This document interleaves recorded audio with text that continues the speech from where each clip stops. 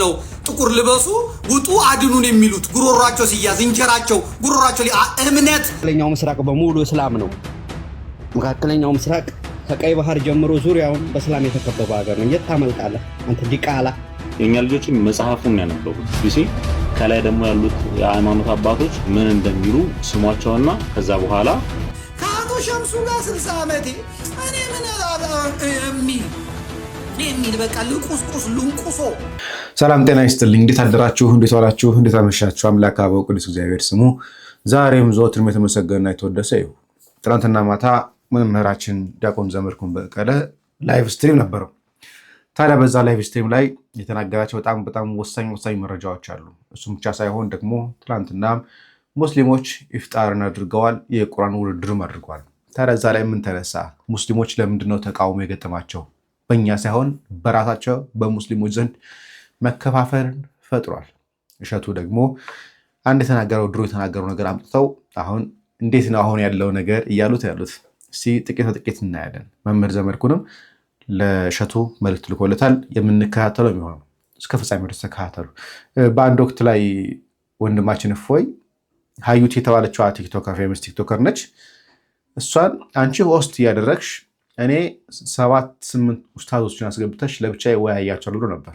ለማስታወስ ያህል በአንቺ ቤት ውስጥ አንቺ እየተቆጣጠርሽ ይወያያሉ። አንድ ኡስታዝ አይደለም ገስቱ የሚችለው 9 ሰው ነው አይደል?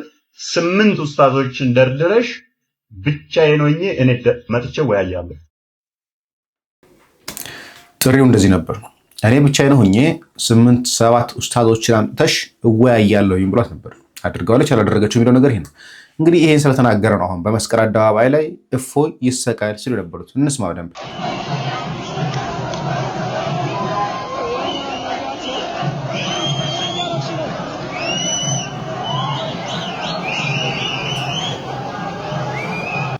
በደምብ ስሙ ድጋሚ።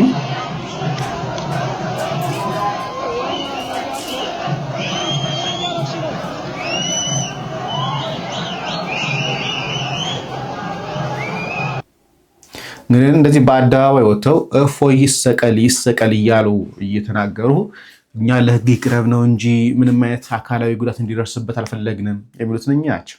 ያሳዝናል። ደግሞ አንድ ሙስሊም ወጥቶ ለምንድነው ቲክቶከሮች ለምንድነው እፎይን ያልተናገራችሁት እያሏቸው ነው። መንሱር ጀማል፣ ታኩር፣ ኤላስሪክ እንደዚሁም ሌሎች ሙስሊም ቲክቶከሮች ለእናንተ ዛሬ አንድ ጥያቄ አለኝ። የረሱሉ ሰለላሁ ዐለይሂ ወሰለም ክብር ሲነካ ድምጽ መሆን ያልቻላችሁት ለምንድን ነው? እስካሁን ድረስ የሆነ ቪዲዮ ተሰራላችሁ ብዬ ከልብ ጓጉቼ እየጠበቅኩ ነበር። ነገር ግን ምንም አይነት ቪዲዮ አልሰራችሁም። ሙስሊም ሆናችሁ በእንደዚህ አይነት ከባድ ወቅት ድምጽ መሆን ካልቻላችሁ ለመቼ ነው የምትሆኑት? ነው ወይንስ ፎሎወራችን ይቀንሳል በሚል ምክንያት ነው? እንደዛ ከሆነ ደግሞ አንድ ሰው እምነቱን ስለወደደ ማንም ሰው ፎሎ ያደረገውን ሊመልስበት አይችልም። ለእምነታችሁ ቦታ ስትሰጡ ማንም ሰው ፎሎ ያደረጋችሁን ሊጎዳችሁ አይችልም። እንደዚሁም ደግሞ የሌሎችን እምነት ከነካችሁና የሰውን እምነት ስትሳደቡ ነው ሰው ሊጠላችሁ የሚችል። እኔ በጣም ብዙ የምወዳቸው ኦርቶዶክስ ቲክቶከሮች አሉ። እምነታቸውን ስለሚወዱ እኛም እንወዳቸዋለን። ነገር ግን እምነታቸውን እስከወደዱ ድረስ ከልብ የምንወዳቸው። እናንተም ደግሞ እንደዚህ ታዋቂ እስከሆናችሁ ድረስ በደንብ ፌመስ እስከሆናችሁ ድረስ እምነታችሁ ሲነካ ለእምነታችሁ ድምጽ መሆን አለባችሁ። ምክንያቱም ከኛ በተሻለ እናንተ የሆነ ነገር ብትሉ ተሰሚነት ይኖራችኋል። ለዲናችሁ ለእምነታችሁ ደግሞ ከምንም በላይ ቦታ ልትሰጡ ይገባል። ምክንያቱም አንድ ሰው የሚኖር ለእምነቱ ነው። እምነታችሁ ደግሞ የመጨረሻ ቤታችሁ ነው። ለሱ ደግሞ በደንብ ልሰሩበት ይገባል።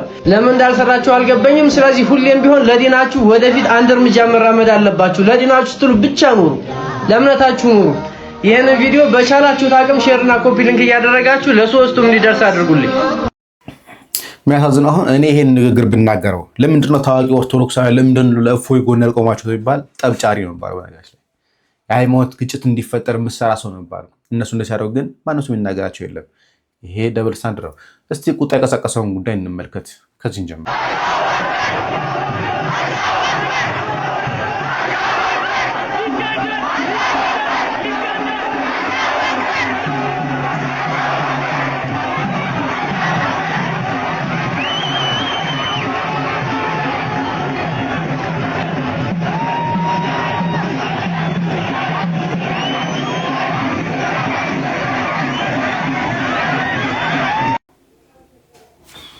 እንግዲህ ጽሁፍ አይታችኋል። ነብያችን ተነካ ተብሎ ነው ይሄ ሁሉ ጭቅጭቅ ሁካታ የተፈጠረው መስቀል አደባባይ ላይ ነብያችን ተነካ ብሎ ነው።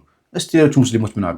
ሹፍ የጎዳና ይፍጠር ይሄ እንግዲህ የዛሬ አመት ነው እንዳትሉኝ አምፖሎቹ ምኖቹን እዩ ማለት ነው የአዲስ አበባውን ሁላችሁም እንግዲህ እኛ የጎዳና ይፍጠርን ስንቃወም ይሄውና የቡና ጫውታ ስለሚመስል ነው ገብቷችኋል አለ ወንድና ሴቱ እንዴት ተቀላቅሎ እንደሚጨፍር እዩ ወላሂ በብዛት እንደው ጫውታ ላይ እንደው ማይታችሁ ከሆነ ሴቶች በአንድ ረድፍ ነው የሚሆኑት ግን ደግሞ እዚህ ጋር እዩ ተቀላቅለው ማለት ነው ምን አይነት አሳፋሪ ነገር ነው የተደረገ ያለው ለዚህ ነው እየተቃወምን ያለ ነው ተው ይሄ ይቅር ቢያንስ የዛሬ አመት ደግሞ ጭራሽ ባና ከብረው ምን ያደርጋል ቢዳ ነው ይኸውና ወንድና ሴት እንትን ግንኙነት ያደረጉ በየመንገዱ በየእንትኑ ሌሎች ቪዲዮዎች ደግሞ ለቅላችኋለሁ የሚያሳፍሩ ቪዲዮዎች ማለት ነው ግን እባካችሁ ለሞች ተነጋገሩና ይሄ ነገር ለአንዴና ለመጨረሻ ጊዜ በዚህ አመት ያብቃ በቃ እባካችሁ ሁላችሁም ሼር አድርጉ ኮፒ ሊንክ አድርጉ ሪፖስት አድርጉ በወንጀሉ እንጠየቅበታለን ወላሂ ማስጠንቀቅ ግዴታችን ነው ለሚሰማ ሰው ጥሩ ነው መስማት የሚችል ሰው ካለ እስቲ አንድ ሙስሊምን ቀርቦ ቀጥታ ስርጭት ላይ እነ ባሮክ ቤት ላይ ይመስለኛል ያ ባሮክ የከፈተው እስቲ ያለውን ነገር እንስማውና ወደ ዘመርኩ እንሄዳለን። በሙሉ እስላም ነው። መካከለኛው ምስራቅ ከቀይ ባህር ጀምሮ ዙሪያውን በእስላም የተከበበ ሀገር ነው። የት ታመልጣለህ አንተ ዲቃላ? እስላሞችን አስጠግተናቸው ትላለህ። አሁን እኮ 21ኛው ክፍለ ዘመን ላይ ነው ያለነው። እንደ ድሮ እንደ 100 ምናምን አመቱ አይደለም። 21ኛው ክፍለ ዘመን ማለት ቴክኖሎጂ የተስፋፋበት ነው። ዙሪያውን ተከበሃል። የት ታመልጣለህ? የት ነው የምታመልጠው? እስላሞችን አስጠግተናቸው ጠገቡ እንዴ? ማን አንተ እኮ የመጣው እኮ ከእስራኤል ጀማል ጾም ላይ ያለው ማን ነው? የትም ልኑር የት አንተ ማን ነህ? መጀመሪያ እስላሞችን አስጠግተናቸው ጾም ላይ ነው ያለው። ጾም ላይ ንግግሩ እኮ ነው። አሁን የወጣው ሰውዬ እስላሞችን አስጠግተን የሚለው ሪከርድ ተደርጓል። ድምጹ ማን ስለሆነ ነው እሱ ከሀገር የሚያባረር? ተማ ማንንም ይባረር ምናምን ያለ ሰው የለም። እንደመጣ መሳደብ ነው የጀመረው። ጾም ላይ ያለ እንዳለ ሰው ደግሞ እንዲመናገር ምኑን ነው የምትጾመው? ከምን ነው የምትጾመው? እሺ እሱን ተው። አሁን ወደ ርዕሱ እንመለስ። መከበባችን እንትን ባላችን ምናምን አይደለም። እንደምታውቀው እንግዲህ ትንሽ ህዝብ ያላት እስራኤል በብዙ አረብ እንትኖች ተከባን ያለችው እና እፎ ያለ ማስረጃ የተናገረበት አንድ ማስረጃ አለ። ያለ ማስረጃ ያወራበት እሱን ንግግር ቆሻሻ ንግግር ማን ይደግመዋል? ያለ ማስረጃ ቆሻሻ ንግግር እኮ ነው የተናገረው። ቪዲዮውን ተቆራርጦ አላየሁም። ዲስፓር ምናምን እያለ ቆላ ምናምን እያለ አላየሁም። ቆላ ቀይ አሃ መጽሐፉ እንዳለ የሚናገረው ለምሳሌ ቀይና ነው በማስረጃ ላሳየ እንደዛ ይሻላል። ምንድነው ማስረጃ የምታሳይ? ላሳየና አንተ ታነብልናለህ ወይ? ቆይ ከራስ ፎቶ አንብኝ ጀማል ናና ሚዩት አታድርጊው ናንብ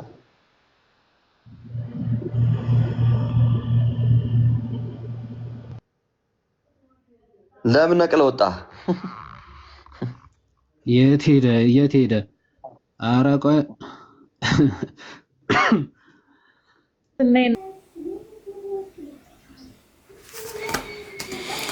እንግዲህ ለዛሽ ይሳደቡ እስቲ ማስረጃ አልተናገረበት ሲባል ውልቅ ያሉ እስታሚ ጋርምጣ እስቲ አዳምጡ። ይሄንን የኛ ልጆችን መጽሐፉን ያነበቡት ዲሲ ከላይ ደግሞ ያሉት የሃይማኖት አባቶች ምን እንደሚሉ ስሟቸውና ከዛ በኋላ ሐሳባችሁን ትሰጣላችሁ። አድምጧቸው። ሲኦል ጣዖት እንደሚመለክ እንዳያችሁት እንግዲህ ባጭሩ ማለት የፈለገው ሙሉ ቪዲዮንም እሱ ጋር ስላለ ገብታችሁ ማየት ትችላላችሁ። ማለት የፈለገው ምንድነው እነዚህ አባቶች ሲያነቡት ምንም ችግር የለውም። የኛ ልጆች ሲያነቡት ነው ችግር እየፈጠረ ያለው። ግን ደግሞ መጽሐፉን ያነበቡት ብሏል። የመጀመሪያው የሃይማኖት አባቶች ናቸው ያልከው የምን ሃይማኖት አባቶች? ያው በአንተ መረዳት እኔ የተረዳሁት ምንድነው የኦርቶዶክስ አባቶች አለባበሳቸውም ጨምሮ ሲታይ ማለት ነው። ግን ደግሞ የጠመጠመ ሁሉ የሃይማኖት አባት ወይም ካህን ነው ወይ? ምክንያቱም ዝም ብሎ መናገር በራሱ ሌላ ችግር ስላለው ማለት ነው። በሃይማኖት ጭምብልም ብዙ የሚነግዱ ቤተክርስቲያን በነገራችን ለውጊያ ከብዙ አቅጣጫ ነው ከውስጥም ከውጭም ስለሆነ ማለት ነውና የሃይማኖት አባቶች ናቸው ላልከው እስቲ አንድ ቪዲዮ ላሳይህና አንተስ ማን ነው ትለዋለህ? ምክንያቱም ይሄም ሰውዬ መጽሐፉን እያነበበ ስለሆነ ማለት ነው። አላህ ነው ነብዩ መሐመድን የሚመራ ወይስ ሙሐመድ ነው አላህን የሚመራው? ታዲያ አላህ በቁርአን ውስጥ 5 ጊዜ ስገዱ የሚል ስላልተጻፈ ነብዩ ነው 5 ጊዜ እንዴት መስገድ እንዳለባችሁ ዘርዝሮ ያስተማረ ወይ አላህ በቁርአን ውስጥ ረስቶ ነው እንደ ነብዩ የጨመሩት? እንግዲህ እዚህ ቪዲዮ ላይ እንደሰማችሁት ይሄም ሰውዬ አለባበሱ ምንን ይገልጻል? እንዲሁ እይታውንም ስታዩት ሙስሊም እንደሆነ እንዲሁም አነጋገሩም ቁርአኑን የሚገልጽበት በደንብ አረብኛ የሚያነባል የተጻፈበትን ማለት ነውና መጽሐፉንም እያነበበ ነው ይሄን እየጠየቀ ያለው ሰው። ይሄ ሰውዬ ኡስታዝ ነው ወይስ ኢማም ምናምን የሚባለው ነው ማለት ነው? ምክንያቱም አንዳንድ ጊዜ ዝም ብሎ ቪዲዮ ከመስራት ይልቅ ግራና ቀኝ ማየት ጥሩ ስለሆነ ብዬ ነው እና ይሄንንም በደንብ እንድታዩ ነው። ሌላው እዚህ ሶሻል ሚዲያ ላይ እንግዲህ ሰሞኑን የተፈጠሩ ነገሮች አሉ። በዚህ በተለይ በሃይማኖት ጉዳይ ቪዲዮ መስራት ያቆምኩት ይሄንንም የሰራሁት አንተ ከሰራው አንግል ልክ ስላልሆነም ነው እንጂ እኛ ሶሻል ሚዲያ ላይ በመናቀጣጥላቸው ጉዳዮች በጣም ብዙዎች ደግሞ ተጎጂዎች ይኖራሉ ብያለሁ። ቀድሞ ባለው ቪዲዮ ለምን መሰላችሁ?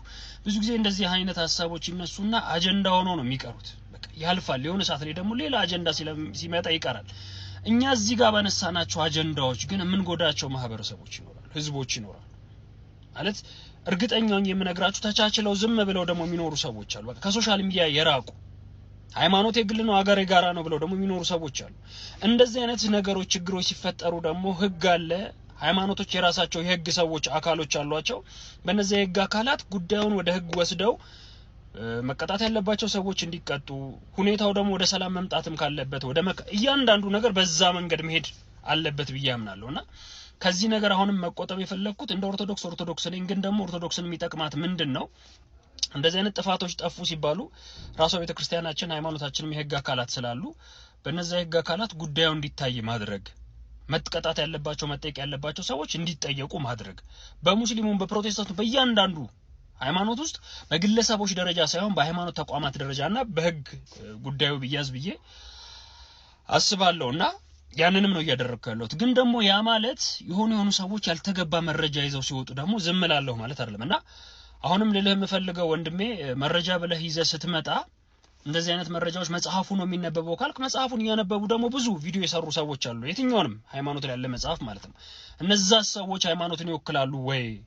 ምክንያቱም በእናንተ ወገን ወንድሞቹ ወጣት የሆኑ ወንድሞች እንደዚህ አይነት ሐሳብ እያነሱ ከናንተ ጋር ሲሟገቱ የራሳቸው እምነት ተከታዮች አይተን እናውቃለንና ከዛ አንፃር ሳይሆን እንደ ሰው ትክክለኛ ሚዛናዊ የሆነ አመለካከትም አስተሳሰብም እንዲኖረን ለማለት ነውና ጥንቃቄ ይደረግ። እናመሰግናለን። እስቲ ዘመድኩን ጋር እንጣ። ዘመድኩን መጀመሪያ የጀመረው ከአባቶች ነው። አባቶችን እንዲህ ብሏቸዋል ነው ጥቁር ልበሱ ውጡ አድኑን የሚሉት ጉሮሯቸው ሲያዝ እንጀራቸው ጉሮሯቸው እምነት ሃይማኖት የሚታያቸው የኛዎቹ 5 ኪሎ ሲደረስ ነው 24 ሰዓት ቴሌቪዥን ላይ ተጥደው ጥቁር እንልበስ እናልቅስ የሚሉት። ከዛ አካባቢ ምንም ላታገኙ ትችላላችሁ። አይደለም ትክክልም አይመጣም፣ ትክክልም አይሆንም። እዚህ ክርስቲያንን የምትሉ ቲክቶከሮች እያዩዋቸው ነው። ሚኪ የሚባል አለ። በተለይ ደግሞ ጎንደር አካባቢ ያለው ዲቃላ ያስጠላል፣ ሃይማኖትም ስለሌለው፣ ምክንያቱም የማንነት ጥቃት ስላለበት አጭበርብሮ መኖር ስለሚፈልግ አንገቱ ላይ ምንም ያክል መስቀል አለ። እስላም መስሎ አላህ ምናምን ይላል። እስላሞቹ ነበሩ መቃወም ያለባቸው። እስላም ቲፎዞ ስለሚፈልግ ሁሉ ሰው እስላም እንዲሆን ስለሚመኝ እንጂ ክርስቲያንና አንተ በእኛ እንትን አትቀልድም፣ በእኛ እንትን አታሾፍም ነበር። እነሱ ግን ጊፍት ይሰጡታል። እነሱ መብዛት መታየት ልክ እንደ አርሴናል እና እንደ ማንቸስተር እንደ እግር ኳስ ደጋፊ ሁሉ እስላም እንዲሆን ካላቸው ጉጉት የተነሳ እዚህ ጠሽ ሀሺሻም የእስላም ቆብ አድርጎ የእስላም ምናምን አድርጎ በሃይማኖታችን አትቀልድ ማለት ነበረባቸው። አይሉም ግን እነሱ ሁሉ እንደዛ እንዲሆን ስለሚፈልጉ ማለት። እዚህ ቲክቶክ ላይ ያሉ በሙሉ አመዳም በጣም የሚያስጠሉ ቀፋፊዎች አሉ። የእምነት ጉዳይ ቀልድ አይደለም። የእምነት ጉዳይ ቀልድ አይደለም። የመማርን ቲክቶክ ያደመቀው ባለማተቡ ነው፣ ክርስቲያን። እስቲ አምላኪ ሲሰደብ፣ እግዚአብሔር ሲሰደብ፣ ታቦቱ ሲሰደብ፣ ቅዱሳኑ ሲሰደቡ በሼኮቻቸው መጽሐፍ ሲጻፍ አንድ እስላም ወጥቶ አንቺ ጋር እኔ እንትን ብለ እስቲ አንድ እስላም መስቀል አድርጎ እንደ ክርስቲያኑ እንደ ኦርቶዶክሱ ያሽቃብጣል። አሽቃባጭ ጋለሞታ ሁሉ እስቲ አንድ እስላም ዛሬ የክርስቲያኖች በዓል ነው፣ ሁዳዴ ነው፣ ዛሬ ስቅለት ነው፣ እስቲ እንደነሱ መስቀል አድርጌ ላስደስታቸው ይላል? አይልም። የኛ ኮተታም አመዳም ከእስላም በላይ እስላም ሆኖ ያሽቃብጣል። ሃይማኖት የለውም፣ ለመማር ፈቃደኛ አይደለም። ይሄ የማህበራዊ ሚዲያ እስላሙ ዮኒ ማኛ እኮ የሚጫወትበት ነው። ዮኒ ማኛ ሰልም ያለው ብሎ አሰላሙ አለይኩም መሐመድ ረሱሉና ምናምን ብሎ እስላሙ በሙሉ ጮቤ ረግጦ መኪናውን ሳይሸልሙት ነው ቶሎ የወጣው። ፈጠነ እንጂ እሱም በሽተኛ ስለሆነ ቀውስ ስለሆነ ትንሽ ቢቆይ ኖሮ መኪና ይሸልሙት ነበር፣ ቤት ይሸልሙት ነበር፣ ገንዘብ በገንዘብ ሀብታም ቢታ ያደርጉት ነበር። እሱ የያዘው አጋንንት ደግሞ አያስቆየውምና ከእስልምና ወጥቶ ጴንጤ ነኝ አለ።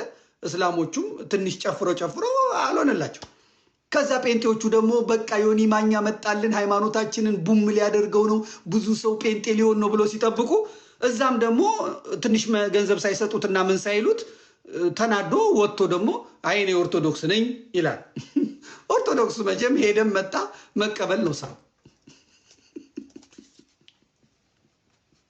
እውነቴን 2014 ላይ ወንድማችን እሸቱ በአንድ ወቅት ላይ ኡስታዝ አቡበከርን ጋብዞት እንዲህ ብሎ ነበር። እንስማው። እንግዲህ አሁን ብዙ የሚዲያ እድል ሰፋና የሃይማኖት ሰባኪያን በተለያየ አጋጣሚ ስብከታቸውን ይለቃሉ። ከሁሉም እምነት በማይክሮፎንም ሲሰበክ ብዙ ሰው ይሰማል። አሁን ድሮ መቼስ ለግቢዋ ብቻ ነበር። አሁን እና አንዳንድ የሃይማኖት ሰባኪያን ለሌላው ሃይማኖት እምነት ተከታዮች ስብዕናና ሞራል የማይጨነቁበት ጊዜ ያለ ይመስለኛል። ሲያወሩ የነሱ እምነት ብቻ ልክ እንደሆነና ሌላው በጣም አስከፊ እንደሆነ፣ ሌላው መጥፎ እንደሆነ፣ ሌላው ደግሞ ለዚህኛው እምነት አማኞች እንደማይተኛም ብቻ ብዙ አይነት አግባብ ያልሆኑ ስብከቶች ይሰራጫሉና ይሄን ስናይ አንዳንዴ ይሰቀጥጣል፣ ያስደነግጣል። ከየትኛው ከክርስቲያኑ ሙስሊሙ ቢሰማው የሚያሸማቅቅ ትምህርት የሚለቁ፣ ከሙስሊሙም ክርስቲያኑ ቢሰማው የሚያሸማቅቅ። እኔ አሁን ዛሬ አንተ ስለ እስልምና የነገርከኝ ነገር በሙሉ በጣም የሚደንቅና የሚያስደስት ነው። ግን በተቃራኒው ደግሞ የኔን ሃይማኖት እየሰደበ የሚያሸማቅቅ እምነት የሚያስተምር ሙስሊም መምህር ነኝ የሚል ሰው ባይ ለእስልምና የሚኖረኝ ግምት የተዛባ ነው የሚሆነውና እዚህ ላይ እንደው ለሃይማኖት መምህራን ምን አይነት አደራ ሊሰጥ ይገባል? አንተም ስለ ሙስሊሞች ያለን አቋም ሲያሳውቅ። ስለ ሙስሊም ኢብራሂም በድሩን ታውቀዋለህ? ላለፉት 17 ዓመታት የልብ ጓደኛዬ ነው። ከዩኒቨርሲቲ ጀምሮ አንድ አልጋ ላይ እየተኛን ለሱ የሚላከውን ብር አብረን እያጠፋን ለኔ የመጣውን ስንቅ አብረን እየበላን እስከ ዛሬ ድረስ በጓደኝነት ጸንተናል። ይገርማል። ሳገባ ሚዜ ኢብራሂም በድሩ ነበረ። ኢትዮጵያዊ ሆነ ስለ ሙስሊም ያለህን አቋም ንገረኝ ስትል ትንሽ አታፍርም? ኢትዮጵያዊ ስትሆን የሌላውን ሃይማኖት አክብረ ሌላውን ወደ የራስህን ደግሞ አምነህ አምልከህ ትኖራለህ። አሁን ያስቡት 2014 ላይ ሲናገር የነበረው እምነቴ እየተሰደበ ነው፣ የኛን እምነት እየሰደቡ ያሉ ሰዎች አሉ፣ እንዴት ታያለህ ነበር። አሁን ተመልሶ ድጋሚ ለማቻቸል ይሞክራል። እንዲህ አይነት ቀልድ እዛው ለራስ አድርገው አንሽቃበትም።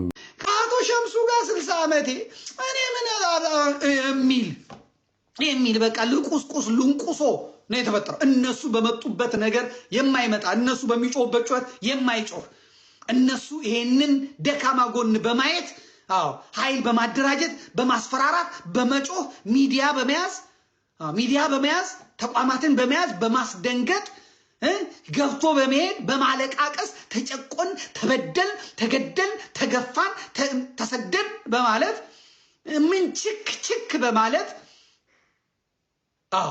እስካሁን የኳስ ብልጫውን የጨዋታ ብልጫውን ወስደው ቆይተዋል። እነሱ ይህን ሁላ መጽሐፍ ሲጽፉ ለእነሱ መልስ የሰጠ ሰው የለም።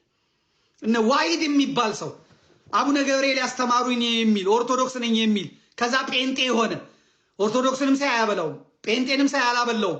አሁን እስላም ሆኖ በእስልምና እኔ አሰለጥናለሁ ኦርቶዶክስን የሚመታ ጴንጤን የሚመታ ብሎ እነሱ ደግሞ ኦርቶዶክስን የሚመታላቸው የሚሰብርላቸው ስለሚፈልጉ ይሄንን ደደብ ኦርቶዶክስ የነበረ ቀጥረው ዛሬ ኦርቶዶክስ ቤተክርስቲያን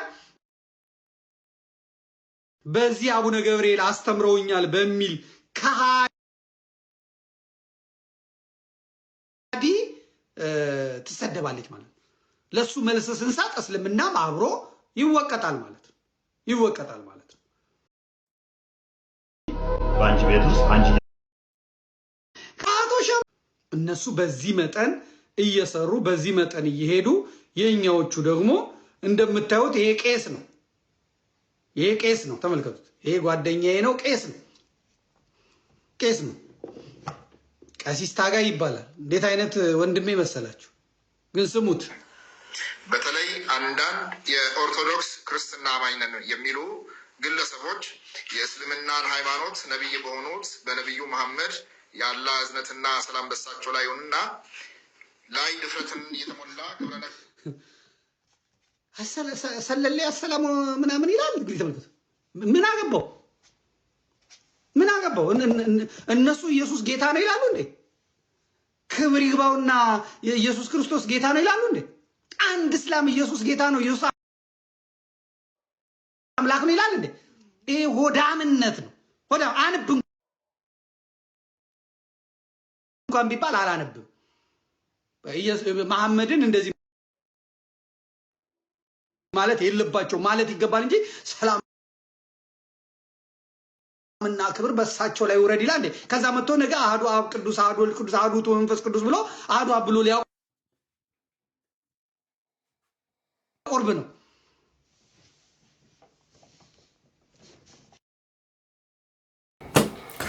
ኔትወርክ አስቸግሮ ነበረ። ለማንኛውም ዘመድኩን መምህራችን እግዚአብሔር አምላካችን ረጅም ከጤና ጋር ይስጥልን። በሌሎች ቪዲዮ መልሳለሁኝ። አቶ የተናገራቸው በሌላ ኮንታ ሀሳቦች ጭምር ስለነበሩ እነሱን ይዤ በኋላ መልሳለሁ። እስከዛው ድረስ ግን ይህን ቪዲዮ ለብዙ እንዲደርስ ሼር አድርጓቸው። ሰላም እግዚአብሔር ከእናንተ ጋር ይሁን። ቸር ቆዩ።